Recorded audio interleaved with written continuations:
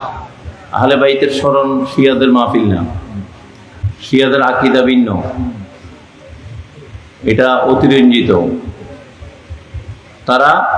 তাদের সাথে আমাদের সুন্নিদের আকীদার অনেক তফাৎ, আকার জমিনের তফাৎ। সব জায়গায় এই সমস্ত 2 নম্বর লোক আছে কিনা, খারেজি নাসিবি এই লোকগুলো আছে। তাদের কাজ হচ্ছে এই শয়তানগুলো করা।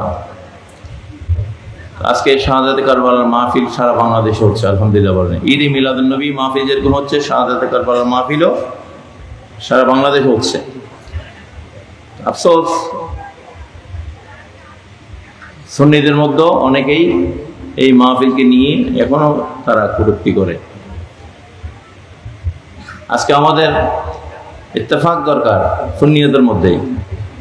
যারা আজকে নবীর শানে গোস্তাকি করছে, ঈদে মিলাদুন নবীর বিরুদ্ধে যারা কথা বলছে, ষড়যন্ত্র করছে, যারা মদিনার শরীফের শান আজমতকে নিয়ে যারা ষড়যন্ত্র করছে, মদিনাতে যাওয়ার দরকার নাই, হজ করতে গেলে শুধু মক্কা, মিনা, মুজদালিফা, আরাফাত করে চলে আসলে হবে।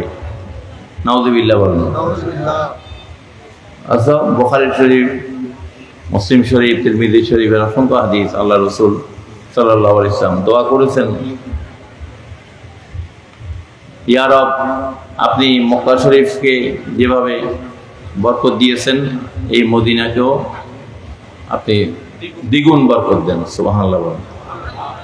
মদিনাকেও আপনি প্রিয় করে দেন। সুবহানাল্লাহ বলেন।